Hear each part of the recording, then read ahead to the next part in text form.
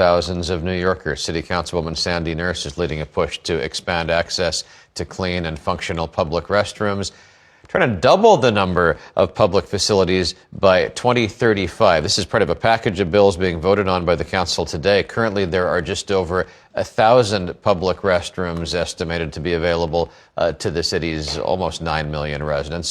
The ratio there then is one bathroom for every 8,000 residents. But if you take a closer look at one part of the map here, here's the current restroom locations, each with a dot there. Then we'll show you what this would be if this legislation goes through and if all the bathrooms are built as intended. Many more public restrooms available. The target would be one public restroom for every 2,000 New Yorkers. Councilwoman Sandy Nurse is here with us this morning. Thanks for coming on. Thank you for having me. What got you on to this topic? Wow, I'm really excited about it. We all need more public bathrooms. We all need more places to go. This bill comes out of a coalition called the Free to Pee Coalition. It's a diverse group of people who are formerly homeless, people who menstruate, pregnant people, older adults, workers have all come together demanding that the city create more access to safe and better public bathrooms. There's a long list of cases where the city has set some sort of goal like this and then not actually kept up with compliance.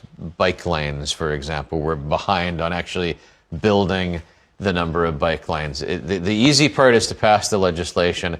How do we actually make this stick if this goes through?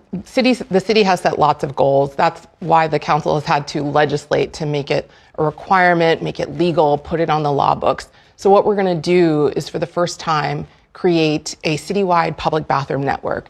By 2035, we're going to have 2,100 public toilets across the city. We're going to require the city to constantly plan for how to maintain and expand that network, tether it to city's population growth, new commercial corridors that come online, new high traffic areas that we haven't had before.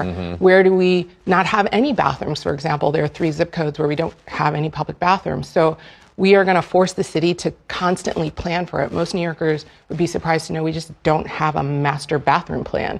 We don't have a strategic process for it.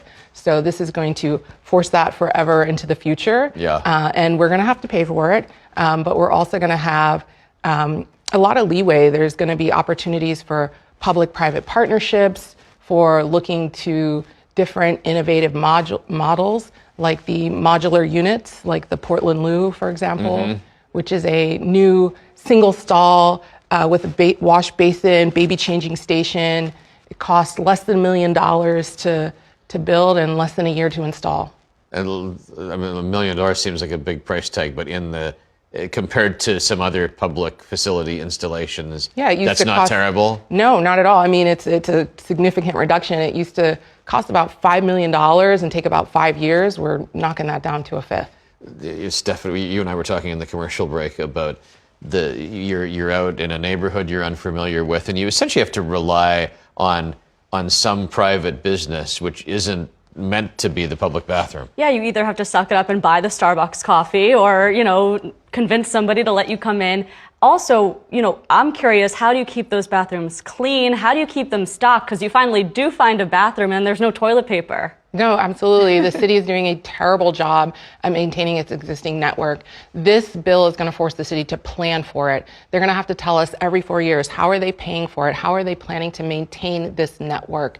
It's true. We shouldn't have to rely on the private sector. We shouldn't have to rely on whether a business owner thinks you look good enough or clean enough to come in. There are so many people that need access to a bathroom who don't have money in their pocket and have had to relieve themselves out on the street in really undignified, horrific, embarrassing situations. We want to remove that. We want to build resiliency in the public bathroom network by making 50% of them publicly owned. And we don't want necessarily to rely on the private sector.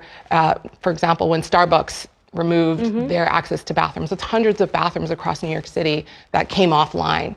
So we really want to force the city to really solidify those relationships in a different way and allow more New Yorkers to have access. Do you blame Starbucks for that? It felt like they were in a position where they were being taken advantage of. I think we need to look at how do we incentivize the private sector to make their bathrooms more available. I think we need to look at other options. You know, if you're building a new large-scale housing development and you're getting city subsidies, why not create a public-facing bathroom while you're doing construction?